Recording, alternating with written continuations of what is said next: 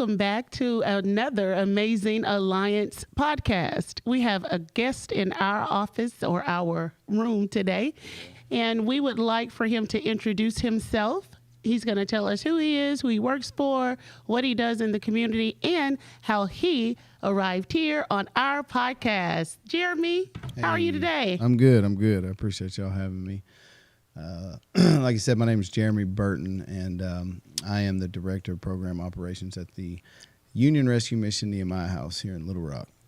Oh, he's important. And, big time director. Yeah. It's just a title for me. I have many hats, though, there. I do everything, a little bit of everything. But this would be my 8th year there total. I also did 9 months in the program myself back in 2013. Okay. So I am a graduate. You the program. Yeah. Oh, I am a graduate alumni of the Nehemiah House. That's what's up. Yeah. So good. It's an amazing place. Saved my life. It's got me to this point where I am now, and so I've never left. Let's see. Back in I was real bad into drugs and alcohol growing up. And, similar background. My parents divorced when I was 13, so I'll just keep it simple. That's kind of where it all spiraled out of control. I was looking for acceptance, love from people because I wasn't getting it at home. Mm-hmm. Mom had to work 2 jobs. I felt like I was a pretty good kid most of my life, but then I got introduced to painkillers probably in, I'm not even sure what year, but that's the drug that got me. It hooked me. Everything else went by the wayside. I started selling them to get more to fund my addiction. Then I became addicted to money. So all in all, it was a bad situation. Start doing that full time. Drop out of school. I was in college. Dropped out. Started pursuing that. Got hooked up on IV. Started using drugs that way. The same pills? Was it pills? Yeah. So then you introduce meth and other drugs that come along with that lifestyle. And that's what it is. It's a dark lifestyle. So I was stuck in that life. There's with the just the addiction of the drug with painkillers. It's a physical addiction too. Yeah. Not just mental. So like you're sick. You have withdrawal. So. Man, I just remember I remember one night I went to sleep and I prayed. I was like, God, I want to be better. And this was 2013. So I woke up. I hear because immediately I have to get high as soon as I wake up. So Were you in school at this time? No, I had dropped out. Everything I was doing was chasing drugs and money at this point. Family didn't want anything to do with me. I hurt them, stole from them. And so that was full time just in that game. Yeah. Well, I woke up that morning and it was like 5:30 a.m. and I heard like some school door, like some bus doors open. I was like, man, it's way too early for the kids to be going to school. So I look out the window. It's a SWAT team. I was like, uh-oh, here we go. Yeah, so I start running and stashing, trying to flush stuff. Anyways, they throw a flashbang, boom, it's over. So I just remember being outside handcuffed in my yard while they're searching my house, thanking God that this was over. Because it was either I was going to prison or I was going to die. God answer your prayers. Yeah, literally. That night. Yeah. Yeah. Wasn't the way I thought it was going to happen. Yeah. Better that than just dying in my addiction. So they brought me here to Pulaski County. This all happened in Conway, by the way. That's where I'm from. And I was booked on a federal indictment for conspiracy in a peel ring in Conway with like 13 other people. And brought me here to Pulaski County, man. I withdrawed in jail for like 2 months. I remember. That's a long time. Yeah. What'd I say?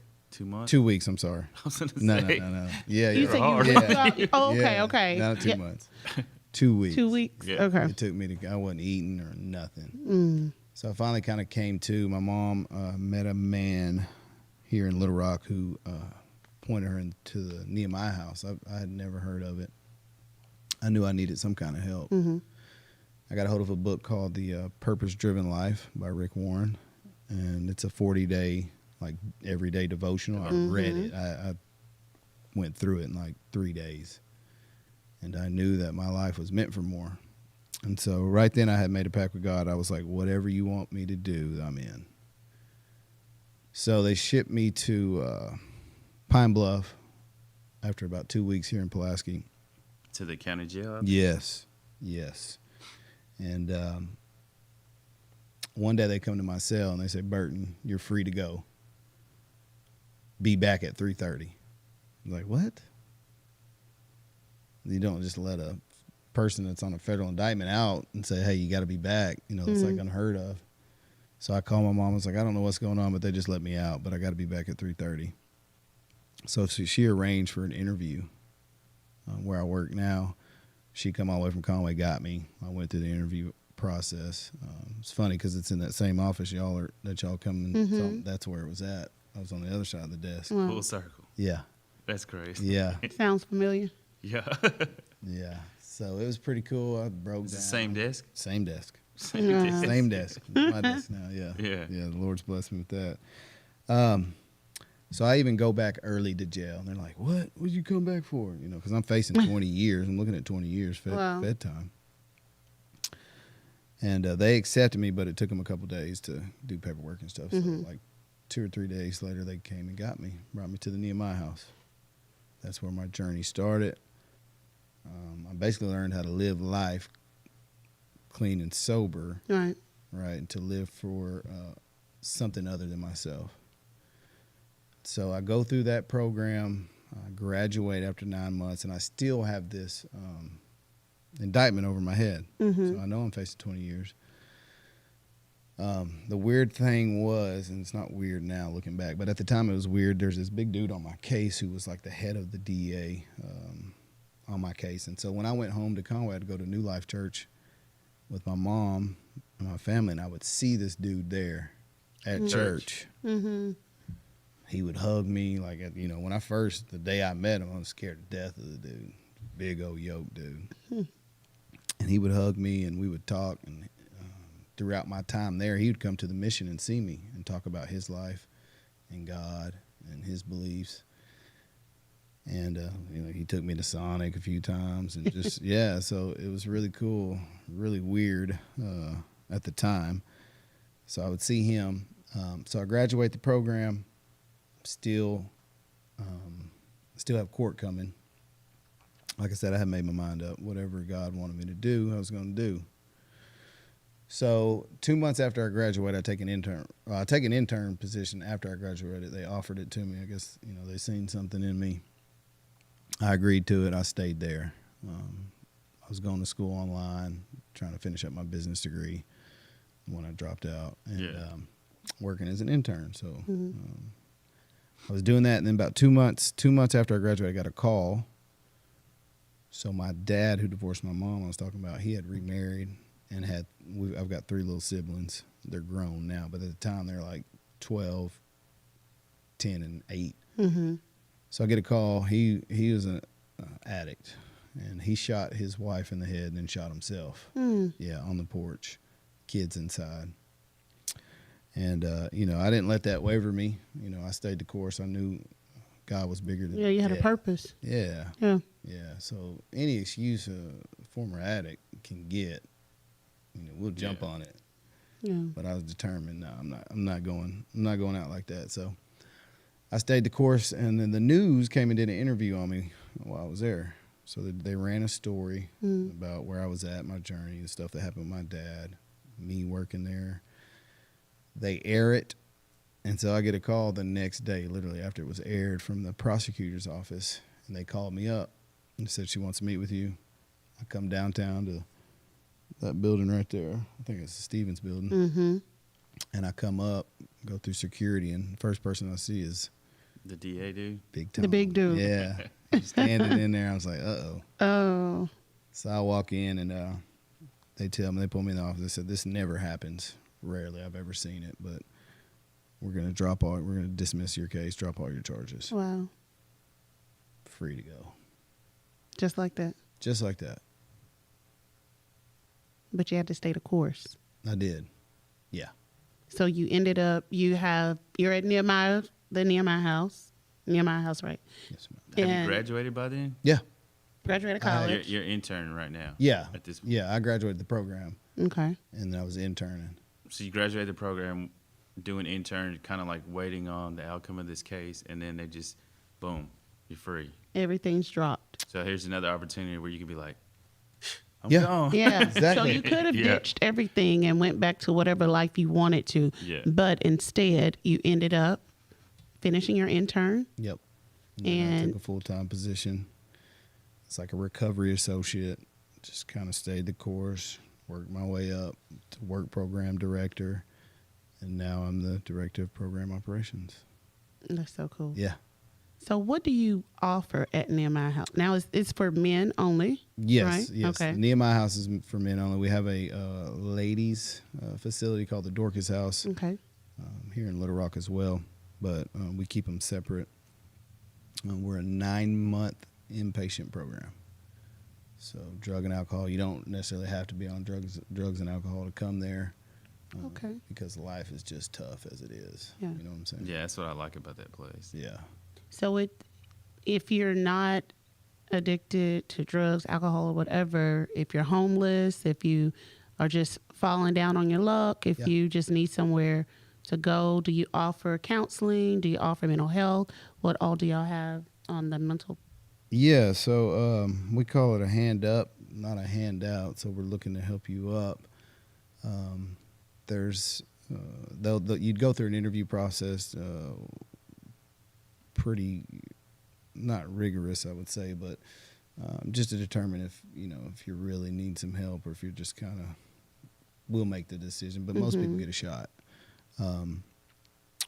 We were a homeless shelter. This started in 1946. So the Union Rescue Mission's been around since 1946. Here in Little Rock was a homeless shelter only, and then they realized how much addiction went hand in hand with homelessness. So they opened up a drug and alcohol program. We had the homeless shelter when I first came through. I can't remember what year we shut it down, a couple years ago. Okay. We just didn't feel like we were doing any good. We weren't producing much fruit, so to say. We didn't have the staff or the security for that. So so now if you want to come in, if you're homeless, if you have a drug problem, if your circumstances are just, bad, then you want to come on in to the 9-month program. I've recently changed it to a 6-month recovery part. That's phase 1. You go through all your classes, your counseling, your anger management, steps. You do your 12 steps. We have an introduction to the Bible because we are a faith-based organization. Then the next 3 months is we say phase 2. You have like a financial. We teach you how to handle your finances, how to tithe, fix your credit, pay your bills, that kind of stuff. You get a relapse prevention course and a discipleship program, which is intense, learning how to serve and give back to the community and serve others. They do individual counseling. We do group counseling. We do CR meetings, celebrate recoveries. We have different individuals in churches that come in and teach the Bible to the guys. So it's pretty cool. It's Real good. It's coursework. You got to put some work into it. Right. I want to talk about what has anything changed from when you went to now you have the keys to the city. Has anything really changed? Like a major change? No, not really. We've stuck to our core beliefs. No, What about the nothing- CrossFit Oh, you guys are doing yes. over there? So you've implemented some things on your own. I have been able to. Okay. Yeah. So you're right. You're right. Yeah. So fitness has played a huge part in my recovery. We have a gym there in the facility. It's got pretty much everything a person would need. And I started working out there when I was in the program, probably 2 months. I remember when I first came in, some dude pulled me in. So they had the gym there? Yeah, they had a little before? gym. Yeah, Okay. just a regular, bench. But it wasn't getting a lot of use out of it, I guess. But, I mean, No? there was guys in there. Oh, yeah, okay. just a few, not everybody. But I remember when I first got there, like my third day, a guy tried to get me in there, and I was just like, no, dude, I'm not doing this. Really? Yeah, I wasn't ready mentally. Yeah. So I think maybe after a month or two, I decided, I was like, all right. So I went in there and I did one and just realized how good it made me feel. Like the endorphins that happen, the dopamine is dumped in your system, and you feel like you've accomplished something. It's done. Yeah, there's no better feeling for me, anyways. You can see immediate results too. Little chest start poking out. Yeah. Hey. Yeah. I might need to join this CrossFit. Yeah. So it's for the men there. Yeah. So and the women. Yeah. Okay. Yes, ma'am. So I have partnered with God had brought me in contact with a gym in Maumelle was CrossFit Maumelle Stronger Together Fitness. Tony Phillips and Tony and Shannon Phillips. Based. It is. They are Christian. It is their ministry. And God, I've always wanted to do CrossFit, just never went. Like I just did a traditional gym. So what is CrossFit? Because it's not just working out. I mean, lifting weights. Yes. What is CrossFit for those that don't know? It's a bunch of different working out in one. It's high intensity movements.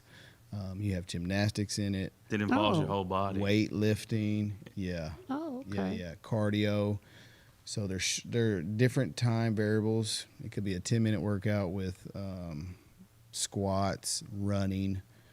Some places swim, and they're all mixed into that could be a 10-minute workout where you do different rep schemes of each movement. So it's high intensity, really gets the body going. And so it's just really good it really just goes hand in hand with life on how to overcome and to work through uncomfortable situations, because CrossFit is uncomfortable.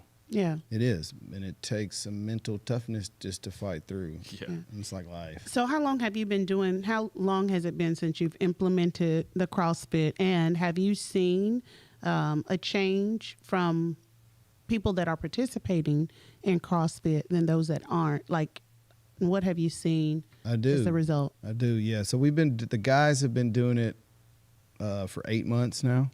Okay. And our women, they just started. I think they're on their 3rd week. So, but yes, ma'am, it's you can tell the difference. The guys that do it and are capable of doing it, because not everybody has to do it. But if you're physically able, we put it as part of your programming, your recovery.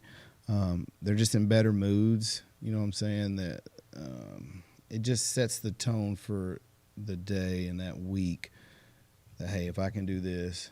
Yeah, because once you get in those kind of places like rehabs and stuff like that, it's like you eat, go to class, sit down, and then go back, lay down, and then repeat, eat. You know what I mean? So the metabolism probably slows down, and you're like swelling, like absolutely. Not and you're all muscles, sluggish. but You're all sluggish, and you really like you're in class, and you're like, oh man, I can't wait to leave. So you trade one habit for another. Yeah, I like that. Additionally, A healthy one. The healthy lifestyle. Well, I'm saying most of the time these guys, they come in, they just they'll trade the drugs for food. The eating, and sleeping. Yeah, we call it Nehemiah House 40. So if you're not careful, you can put 40 pounds on in a month or 2. Yeah. Oh, wow. Yeah. And so we offer we not only offer, the CrossFit, we offer healthy eating. Oh, good. Yeah, so there's a healthy option for the guys that choose what they want to put in their bodies. Right. We call it getting fit from the inside out. So That's mind, good. body, spirit. That's good. Yeah. Sounds like you guys are doing some wonderful things over there. I know I can benefit from some of the things that you have, especially the CrossFit and the healthy eating, because I'm not there yet. But I love that because mentally they're actually thinking about another addiction, which can be the healthy lifestyle. Right. Working out, eating good, instead of putting all that bad stuff in your body. Yes. Put the good stuff. Yeah. And then their mental is building just a positive aspect on their mind. So I like that. That's pretty cool. Yeah, I try to tell them that, I've done my body so bad over the years, I owe it to myself Right. to do it right now. Right. And so that's why I watch what I put in my, Well, I can tell. No, thank you. So everybody's going to come out looking like you that comes to Nehemiah. You can. Absolutely, you can. So I got one last question. How much does all this cost? Oh, Because good I know there's question. probably some That's loved a great one out there question. thinking like, oh yeah, I've never heard of CrossFit at a rehab or transition living house. I want to get my son there. I want to get my daughter there. How much does it cost? Because it sounds like it's expensive. Yeah, no. Probably the cheapest in town, I would say. We charge $80 one time for the 9 months. Wow. We don't even ask that up front. We don't ask the parents to pay for it, the family. If the man's capable to go work, we'll send them with somebody that needs some help working and they'll be able to, pay their own way. $80. We have a bunch of faithful donors. We're a nonprofit. We don't get any federal or state funding outside of any kind of like grants, food grants and stuff. So the church and faithful givers send 20, 30, $50 a week or a month or something. That's how we run. Keep the lights on. Yeah. That's cool. Yeah. It is good. That's awesome. Yeah. Our alliance, we have a huge alliance of different agencies, nonprofits. We definitely need to know about Nehemiah House. So if you would, before we end, I think our time is almost up. But before you go, I need you to let them know how to get in contact, how to refer, what they need to do to refer someone there, and your website, phone number, all that. Yeah. So can you give us You're in that Pulaski County? information? Yeah, we're in Pulaski County. Pulaski County? Do we have to be like? Does Yeah, that do they person have to be in Pulaski County to No, come? Nehemiah House? no, we've had people from Oklahoma. Oh, okay. All That's over good. the place. Yeah. Yeah, so So we're, they can refer from out of state, yes, ma'am. all over. Okay. Let us know how to get in touch with you. So you can go to our website is www.urmissionlr.org. And then our phone number is 501-374-1108. You can do extension 4, that's the guys. Extension 3 is the ladies for any females that need help. We're in downtown Little Rock, over by the airport, close to the airport. So you guys, if you need to get in touch with Jeremy, we will possibly put the information in the comments or somewhere on the screen so you can have that. But Nehemiah House, if you need anyone referred there, get in touch with Jeremy, go to their website, give them a call. It's a great place. So, yeah. We'll see you guys next week. Thanks for tuning in.